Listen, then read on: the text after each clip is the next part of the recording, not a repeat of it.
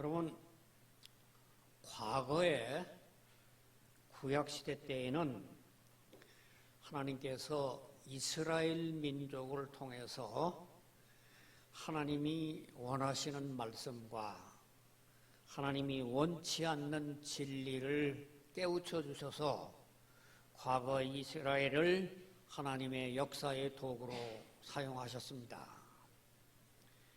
그 다음에 하나님께서는 그 이스라엘 민족뿐만 아니라 이스라엘 민족들 중에서 하나님의 사람들을 통해서 구약 성경을 통해 미래를 예언해 주셨습니다.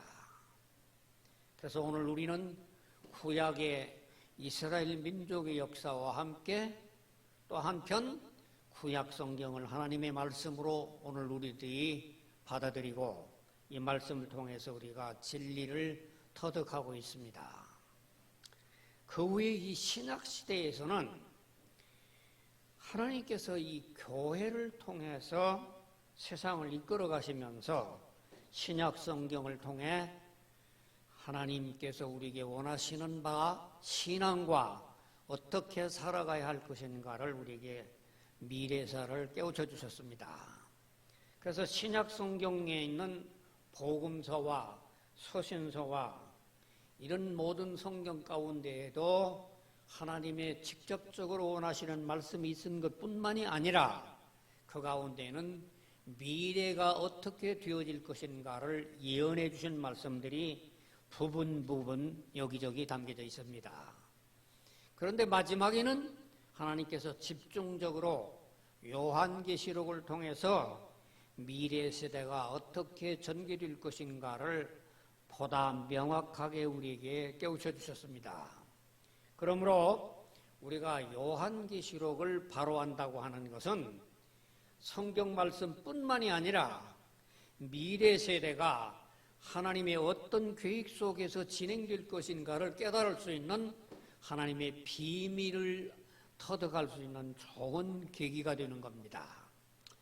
제가 이제 7월 한 달 동안 가운데서 요한계시록 1장부터 4장까지에 있는 내용을 지난주까지 말씀을 드렸는데 오늘은 지난 4장까지 말씀드렸던 내용들을 정리를 하고 난 다음에 마지막으로 요한계시록 5장에 있는 말씀을 소개를 드리는 것으로서 오늘 말씀을 드리려고 합니다.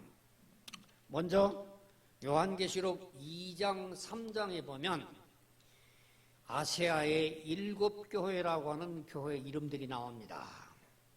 이 아시아의 7교회라고 하는 이름들이 막연한 이름이 아니라 하나님께서 왜 그 당시 30-40교회에 많은 교회들이 있었는데도 불구하고 아시아의 7교회만 집중적으로 편지를 하셨는가? 하나님이 편애를 하셨는가?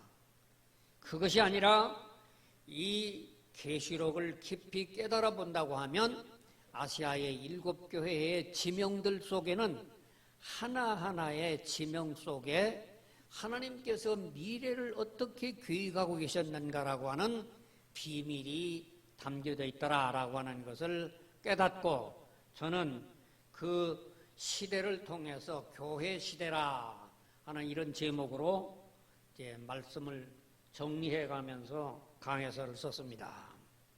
이제 여기서 그냥 간략하게 말씀을 드린다고 하면 에베소라고 하는 말은 느슨해졌다라고 하는 뜻인데 이 느슨해진 시대는 어느 시대였느냐고 하면 33년에 최초의 예루살렘 교회가 생기고 난 다음에 70년 이후 예루살렘이 멸망되고 난 다음에 핍박을 통해서 이 초대교회가 느슨해진 AD 100년여간까지를 에베소라고 하는 말씀 속에서 우리에게 설명해 주고 있다.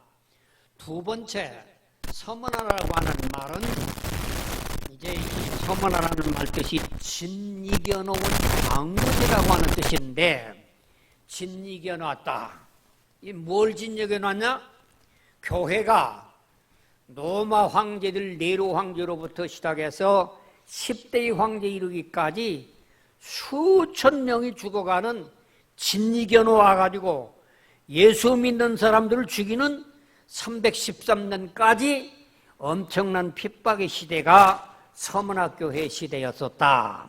세 번째, 버가모라고 하는 말은 결혼이라고 하는 말인데, 결혼이라고 하는 말은 뭐냐면 AD 313년에 유명한 로마의 콘스탄티누스 황제가 기독교를 로마의 국교로 결합시킴으로 말미암아 사람들이 생각하기는 기독교가 로마의 국교가 되니까 좋은 줄로 알았지만은, 여러분, 종교라고 하는 것과 정치라고 하는 것은 성향이 다르기에 주님께서는 명백하게 분리해야 된다는 걸 우리를 깨우쳐 줬어요. 여러분, 종교는 종교대로 하나님의 영역이고, 정치라고 하는 것은 이 세상의 모든 타락의 원상이 정치입니다. 여러분, 오늘 우리가 전 세계 정치 세계를 봐요. 이 정치 세계를 보면은 결코 순수하지가 아니하고, 거기는 모함과, 거기는 온갖 사기와 온갖 협잡이 난무가 되는 이 종교 속에 정치가 결합됨으로 말미암아 교회가 국가와 공동운명체가 되는 AD 313년부터 590년간까지 종교와 국가가 결혼된 시기를 이제는 버가모라. 그 다음에 두아디라라고 하는 말은 무슨 뜻이냐고 하면 끝없는 제사라는 말이 뜻이다. 끝없는 제사. 여러분이 잘 아시는 바와 같이 요한복음 4장에 주님께서는 예배를 통해서 하나님 앞에 나아가도록 우리에게 깨우쳐 주셨는데, 이 590년에 최초의 교황이라고 하는 제도가 생기면서 예배를 미사로 바꿔가지고 모든 걸 제사로 1500년까지 중세기 암흑시대를 이루었던 끝없는 제사가 이루어진 시대가 두아디라 시대였다. 그 다음에 사대라고 하는 말은 무슨 말이냐고 하면, 사대란 말은 탈출한 자들이다. 이 사대란 말은, 탈출한 자들이라는 말은 오늘 교회 역사에 바라본다고 하면 종교개혁 시대를 얘기를 하는데, 1500년 동안이나 길고 긴 세월 동안 로마 카톨릭과 동방정교회가 꽉 장악하고 있던 그 교회를 로마 카톨릭에서 갈라져 나와서 개신교 역사를 이루었던 역사가 탈출한 시대였다. 그런데 여기 이 사대교회에 대한 요한계시록 3장의 말씀을 보면 주님께서 두 가지 상반된 반응을 합니다. 하나는 네가 살았다, 이름은 가졌지만 죽은 자다. 이 말씀은 개신교 역사가 교회의 전문가의 입장에서 바라본다고 하면 종교개혁이 있고 난 다음에 250년 동안은 전혀 선교의 문이 닫히지 있지 않고 전도의 문이 열려져 있지 아니하고 교회가 갱생되는 힘이 아니라 카톨릭에서 갈라져 나온 마음속에 편안하게 자기 밥그릇을 챙기고 자기 교단을 챙기는 데 급급하느라고 전쟁을 벌이고 투쟁을 벌이고 싸우면서 카톨릭과 개신교가 싸워가는 전쟁의 역사가 있었기 까닭에 여기 네가 살았다 이름은 가졌으나 죽은 자라고 하는 것은 개신교 역사를 말하는데, 그런데 그렇게 탈출한 자들 가운데에서도 옷을 더럽히지 아니하는 흰옷을 입은 몇 명이 남아있다. 그들은 같은 동시대의 종교개혁 시대 때에 스위스에서 유아세리를 반대하다가 쯔빙글리라고 하는 개신교들에게 죽고, 또 독일에서 이들이 하나님의 말씀을 순수하게 믿는 것을 루터교 사람이나 천주교 사람에게 죽고, 또 독일에서 죽고 네덜란드에서도 죽고, 이 수많은 사람들 죽는 가운데서도 하나님의 말씀을 지키기 위해서 수만 명이, 네덜란드에서만 8만 명이 죽는 재침례 교도들이 아마도 흰옷 입은 성도들이 아니었겠는가, 그렇게 저는 이해를 하고 설명을 드렸습니다. 그 다음에 여섯 번째 빌라델비아 교회라고 하는 말은 형제사랑이라고 하는 말인데, 1750년 이후부터 1900년까지 이 세계 교회가 영국, 스코틀랜드, 버마, 한국, 일본, 중국, 아프리카 전 세계가 선교가 돼서 오늘날 전 세계가 이렇게 교회가 이루어진 것은 1750년 영국의 윌리엄 캐리부터 시작해서 우리나라의 언더우드나 펜셀라, 마펜 목사님이 우리나라에 선교를 와가지고 이분들이 전부 세운 것이, 여러분들이 언더우드라고 하는 분이 세운 것이 저 연세대학교 아닙니까? 아펜셀레라고 하는 분이 세운 분이 정동교회란다든지 감리교회이지 않습니까? 마펫이라고 하는 분이 저 평양에서 세워가지고 가서 세운 학교가 숭의학교가 아닙니까? 그런 유산을 가지고 오늘날 살게끔 만들었던 1900년대까지가 형제사랑을 실천한 필라델피아 교회였다. 그리고 이 요한계시록의 이제 마지막에 있는 라오디게아 교회라고 하는, 라오디게아라고 하는 말은 평신도가 옳다라고 하는 뜻이다. 이 평신도가 옳다. 여러분 이 말을 잘 해석을 한다고 하면 1948년에 WCC가 생기고 ICC가 생겨서 진보 대 보수 세력으로 짝 갈라지기 시작합니다. 그래서 오늘날 전 세계 교회는 가톨릭이든 정교회든 개신교든 진보파와 보수파와 양대길 가운데 싸워 있는 가운데 이 양대 세력을 이끌어가는 지도자가 누구냐고 하면 평신도예요. 세계 교회를 이끌어가는 사람들이 지도자가 전부 목회자는 자기 교회에 급급하기 때문에 교회를 돌보지 못하고 신학을 공부한 평신도들이 세계 교회를 이끌어가는 평신도가 옳은 시대예요. 개교회는 평신도인 장로라고 하는 분이 교회의 대표가 되어가지고 가서 교회를 이끌어가고 교회 모든 살림을 장악해가는 이런 평신도가 옳다고 인정받은 이러한 라오디게아 교회는 뜨겁지도 차지도 아니하고 미지근한 시대라 이런 교회가 시작이 될 것이다. 이렇게 해서 앞으로 오늘날 우리 교회 시대라고 하는 것은 뜨뜻미지근한 시대로 교회가 점점 계속해서 달려가고 있을 것이다. 아마 여러분들 우리가 희망적인 사항을 가지고서 우리가 교회가 옛날에 코로나 이전으로 회복되기를 바라는 마음이 간절합니다. 모든 목회자들이 다들 코로나 이전 시대로 다시금 우리 교회가 회복되기를 바라지만 성경에서 예언된 미래라고 하는 것은 매우 비관적입니다. 왜 그러냐? 이 성경에서 예언된 라오디게아 교회의 미래라고 하는 것은 뜨겁지도 차지도 않은 미지근한 가운데 평신도가 주체가 되어 갖고 있는 이런 교회 시대라고 하는 것은 결코 과거와 같은 교회 시대가 회복되기가 어려운 것이 성경에 예언된 오늘 우리의 말씀인 것을 보게 됩니다.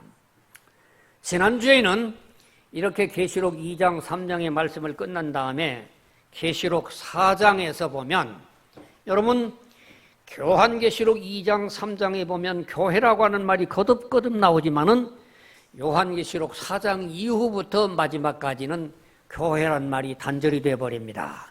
그리고는 하늘 보좌에서 있는 일을 위해서 사도 요한을 불러드립니다. 그래서 요한계시록 4장에 기록된 내용은 아니지만 성경학자들은 교회 시대가 끝나고 난 다음에는 어떤 시대가 전개가 될 것인가, 그때에 교회 시대가 끝나면 주님께서 공중으로 강림하시게 되고 살아있어서 구원받은 성도들은 하늘로 휴거되어 올라가고 이 세상에서 아직까지도 구원받지 못한 사람들은 남아서 주인들과 함께 7년 대환란으로 환란을 받게 될 것이다. 하늘에 올라간 성도들은 어떤 일이 벌어지느냐? 주님 앞에 많은 구원받은 성도들이 시상을 받게 된다.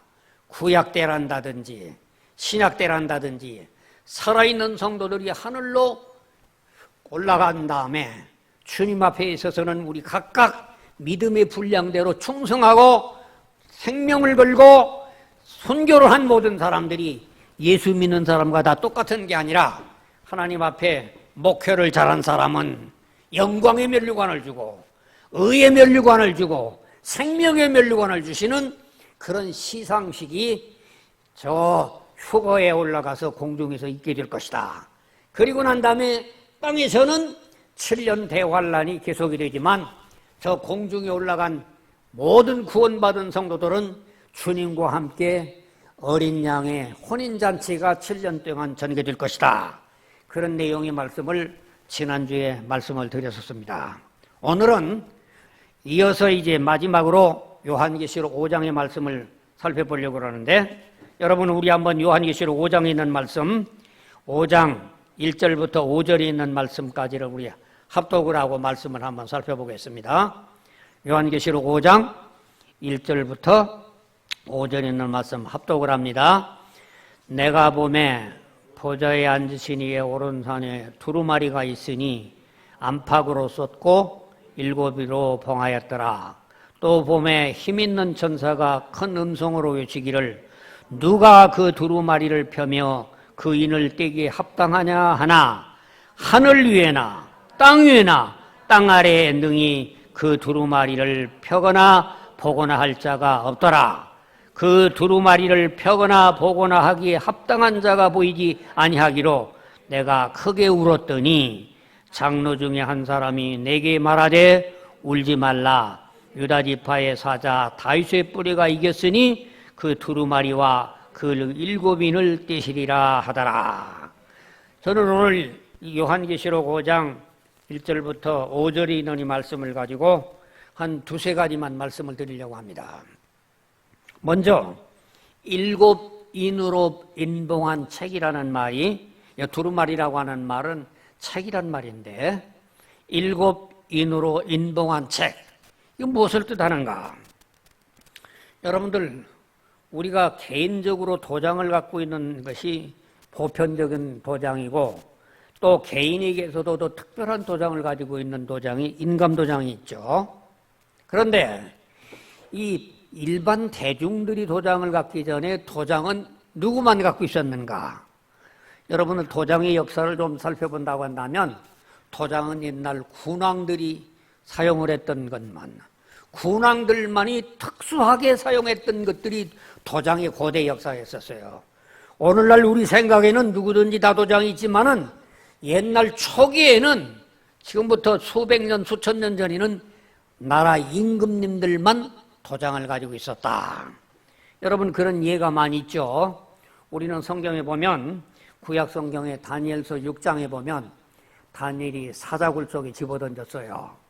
그런데 사자굴 속에 집어던지고 굴 어구를 돌로 막아놓은 다음에 거기다가 전부 다 흙으로 모두 봉해놓은 다음에 누가 뗐다 붙이지 못하도록 임금님의 어인을 찍고 모든 귀족들의 도장을 찍어서 절대로 이 봉우리는 못 봉할 수 있도록 그렇게 봉했다는 내용이 다니엘서 6장에 나옵니다.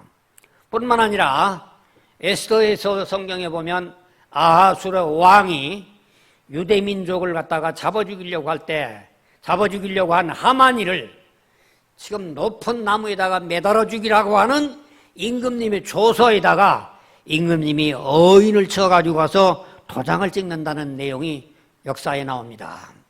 우리나라에도 보면 옛날에 임금님 도장을 갖다가 옥쇠라고도 했죠. 국쇠라고도 하고 어보라고도 하고 우리나라의 임금님들이 썼던 도장 이름들이 여러 가지가 많이 있습니다. 그래서 이런 역사를 바라보면 예수님도 마태복음 26장에 보면 어떤 사정이 나옵니까?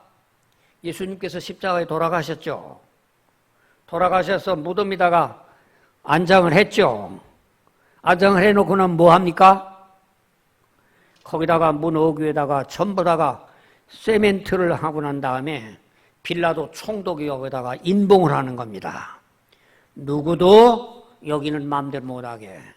이게 옛날 고대 때의 군왕들이 했던 그 인봉인데, 오늘 이 요한계시록이라고 하는 내용은 뭐냐면 바로 그런 어떤 임금님들이라든지 총독이라는 사람들이 절대로 변개할 수 없는 인을 하나만 찍은 게 아니라 7개 인을 찍어갔던 책이 오늘 여기 요한계시록 5장에 나오더라는 얘기입니다.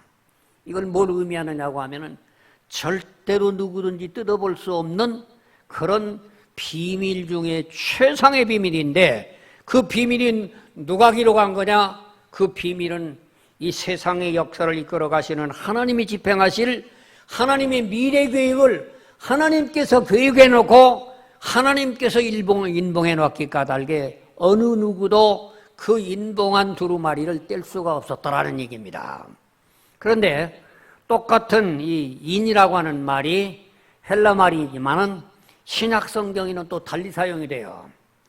여러분, 신약 성경 가운데에서 하나님께서는 고린도 후서 1장 22절에 보면 하나님께서 구원받은 자에게는 어떻게 하신다고요? 여러분, 이 세상에서 평범한 사람들에게는 하나님이 관심이 없어요. 그런데 성령으로 거듭난 사람에게는 하나님께서 저 사람은 내 소유다라고 하는 하나님의 소유의 의미로 하나님이 도장을 찍는다고 그랬어요. 여러분, 하나님의 도장이라고 하는 것이 사람 도장이 아니거든요.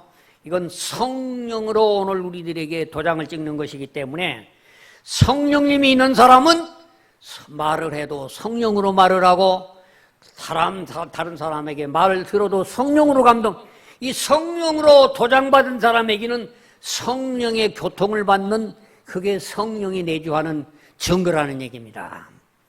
제가 옛날에 참 80년대에 그 이제 개척교회를 하느라고 오살리 기도원, 동주천 기도원, 하늘산 기도원, 참 기도원을 많이 다니는데, 대한수도원을 다니는데, 저 어디 이제 포천에 있는 어떤 교회에 가가지고 가서 신령한 권사님이라고 하는 분이 기도원을 하는데 하나님의 도장을 받으라고 그래요.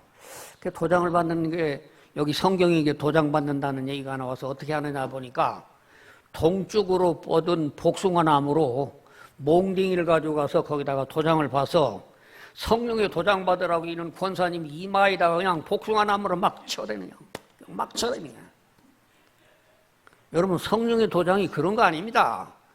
성령의 도장이라고 하는 거는 하나님께서 당신의 자녀라고 하는 자녀에게 그 속에다가 성령으로 도장 찍는다는 말은 성령이 내주한다는 얘기입니다. 여러분, 내 말이 성령의 감동으로 전할 때 여러분 속에 성령이 있는 사람은 성령의 감동으로 아멘이 느껴지고 화답이 되지만 성령이 없는 사람은 귓전으로 들려가고 안 들려요. 재미도 없어요.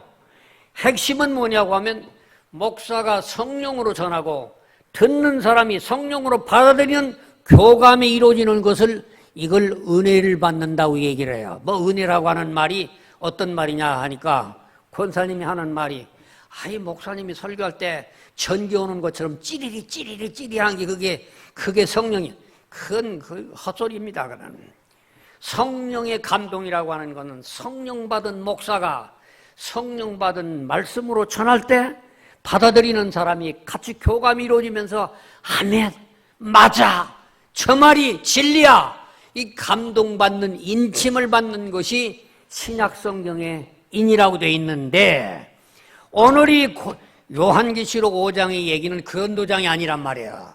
그런 도장이 아니라 하나님께서 미래의 비밀을 계획 세우는 계획인데, 이거를 누가 뗄라냐? 떼려면은 아무 흠이 없는 사람이야 되는데 뗄 만한 사람이 없는 거예요. 여러분, 우리는 구약 성경 이래에 수많은 사람들이 바라볼 때 참 유명한 사람들 많이 있죠.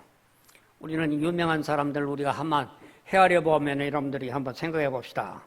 우리는 믿음의 조상 아브라함을 생각할 수 있어요.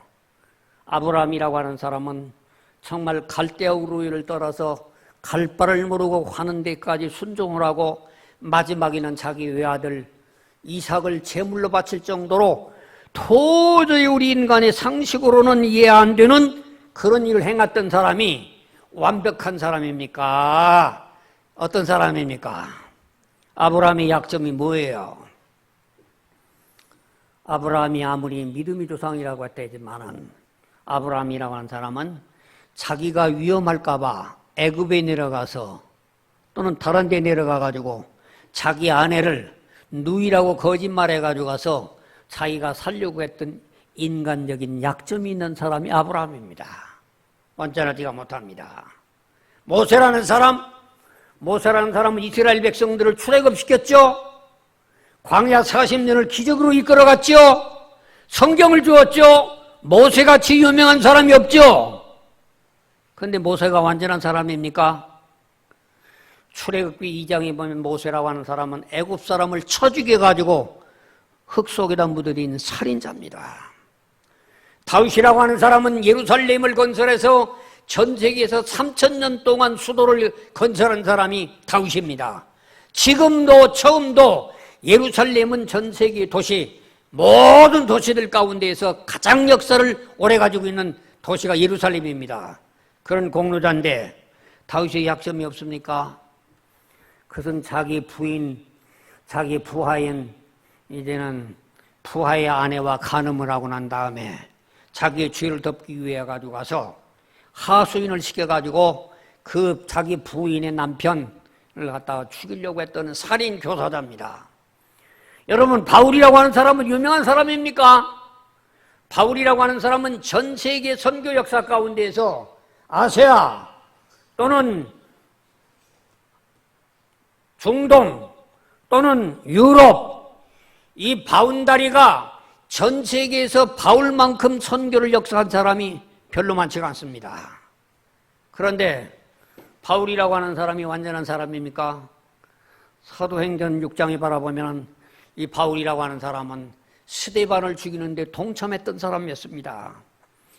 여러분, 성경에 아무리 유명한 사람들이라도 한 사람 한 사람을 놓고 보면 하나님께서 완전한 사람이었기 까닭에 하나님이 비밀을 누구도 깨달을 수가 없는 것을 바라보고 여기 요한이라고 하는 사람은 통곡을 하게 됩니다. 통곡을 하는데 그때의 장로 한 사람이 뭐라고 얘기해요? 요한아, 너 울지 마라. 너 울지 마라. 너 울지 말아야 할 것이 다윗의 뿌리가 이겼으니 능히 이 비밀을, 요한계시록 6장부터 다음 주부터 시작되는 이 하나님의 비밀을 열 수 있는 사람은 땅 위에도 아니고 천국에 간 사람도 아니고 땅 위에 있는 사람도 아니고 땅 아래에 죽은 사람도 아니고 이 하나님의 비밀을 풀 수 있는 사람은 예수님 하나밖에 없다. 그래 줬다는 내용이 오늘 이 계시록의 내용입니다. 오늘 저는 여러분에게 귀한 것 깨닫기를 원하는 말씀은 다윗의 뿌리라고 하는 예수님이 이겼다라고 하는 말을 여러분이 제대로 이해하실 수 있기를 오늘 바라는 마음입니다. 이겼다. 이겼다라고 하는 말의 원문이 에니케센이라고 하는 이 말인데, 이 말은 이기다, 정복하다, 격파하다, 해결하다, 여러 가지 다양한 뜻이 있는 말인데 우리 성경 가운데는 이겼다라고 하는 말 하나만 선택했기 때문에 우리는 이 성경을 보면 이겼다는 말만 우리가 이기게 생각하지만 이 말씀의 깊은 진리를 뭐냐고 하면 예수님께서 죄 문제를 해결해 주셨고 죽음의 문제를 정복해 주셨다. 이 말씀의 뜻이 이겼다라고 하는 말에 담겨져 있다는 얘기입니다. 여러분, 인류 역사에 보면은 아브라함이나 모세나 다윗이나 바울이나 위대한 사람이었지만 그 어떤 사람도 죄의 문제나 죽음의 문제를 해결해 준 사람이 없어요. 그런데 죄의 문제와 죽음의 문제를 해결해 주신 전 인류 역사 가운데 단 한 분밖에 없는 그분이 누구냐 하면 예수님이라는 얘기가 다윗의 뿌리가 이겼다라고 하는 말의 핵심이라는 내용의 얘기입니다. 그런데 여러분, 안타까운 사실은 어떤 사실입니까? 지금도 예수님을 태어난 유대인들은, 이슬람 사람들은 아직도 예수님을 안 믿죠. 예수님을 뭘로 봐요? 예언자로도 안 봅니다. 선지자로도 안 봅니다. 그러기 까닭에 지금도 똑같은 구약 성경을 믿고 똑같은 하나님을 믿고 똑같은 과거의 역사를 가졌지만 유대교 사람들은 이 메시아관 하나가 들리기 때문에 기독교와 유대교가 갈라져서 지금까지도 유대교는 따로 가지고 있어요. 참 놀라운 사실은요, 전 세계 유대인들이 지금 인구가 650만 명밖에 안 됩니다. 전 세계 인구가 650만이면 우리나라 서울 인구만도 못한 사람들이 유대민족이에요. 근데 유대민족이라고 하는 650만 명이 어떤 영향력을 가지고 있냐고 하면 전 세계를 움직이는 사람들 25명 가운데서 15명이 유대인들이에요. 이 사람들이 어떤 사람들이냐? 경제, 은행, 정치, 산업, 제가 일일이 다 들 수가 없는데, 이 스타벅스라고 하는 것도 유태인 사람이고, 전부가 유태인 사람들이 장악하고 있고, 방송도 장악하고 있고. 그런데 이 유태인들은 어떤 걸 믿느냐고 하면, 예수님이 다시 오셔서 이 세상을 구원한다고 하는 걸 믿는 게 아니라, 이스라엘 민족이 자기 나라가 전 세계 모든 세계를 지배하는 지배국가가 된다고 하는 그런 이스라엘 국가가 세계를 지배하는 이상국가를 믿는 것이 유대교예요. 유대 나라가 굉장히 영향력을 많이 끼치는 건 사실입니다. 그러나 영향력을 많이 끼쳤다고 해가지고 가서 그들이 세계를 지배할 수 있는다는 그들의 사상이라고 하는 것은 신약성경적인 사상이 아니라 구약성경적인 사상이라는 얘기입니다. 이거를 구별해내기 위해서 우리는 구약성경만이 아닌 신약성경을 다시 믿게 되는 것이 우리 기독교의 특징인 겁니다. 오늘 우리는 이런 교회 시대가 이것도 우리가 생각할 때에는 지금까지는 우리가 생각하기는 완전한 것 같지만은 이 교회 시대도 완전한 때가 아니라 요한계시록 3장에 보면 끝나요. 끝나고 난 다음에 다시 요한계시록 6장부터 다음 주부터 시작되는 요한계시록 18장까지는 7년 대환란이라고 하는 어마어마한 환란을 통할 때 그때서야 비로소 유대인들이 14만 4천 명으로 회개하고 돌아오는데 꼭 14만 4천이 아니라 유대인들이 지금까지도 하나님을 못 깨닫고 지금까지도 예수님을 못 깨닫던 그들이 대환란을 통해서 깨닫게 되는 역사를 보게 됩니다. 여러분, 오늘 우리는 대환란이라고 하는 게 왜 필요할까?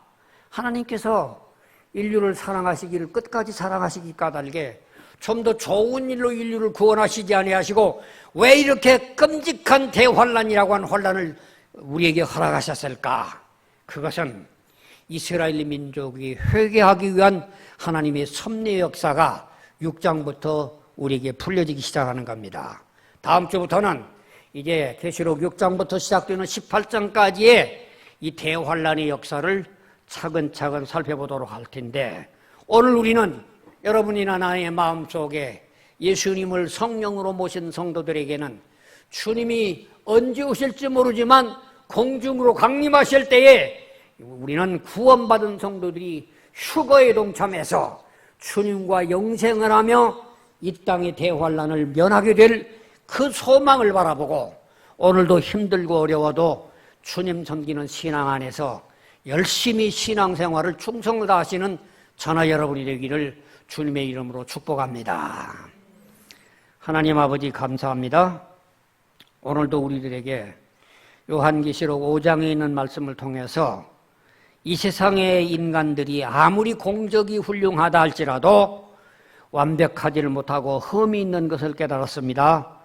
그러나 참 하나님이시요 참 인간이었던 예수님만이 아무 약점이 없고 단점이 없기 까닭에 하나님의 신비한 비밀들을 깨달을 수 있고 열 수 있었던 진리를 우리가 깨달았습니다.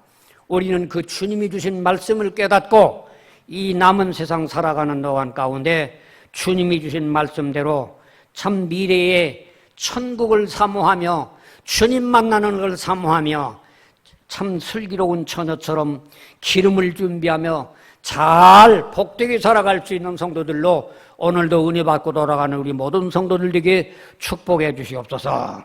감사드리며 예수님의 이름으로 기도하옵나이다. 아멘. 감사합니다.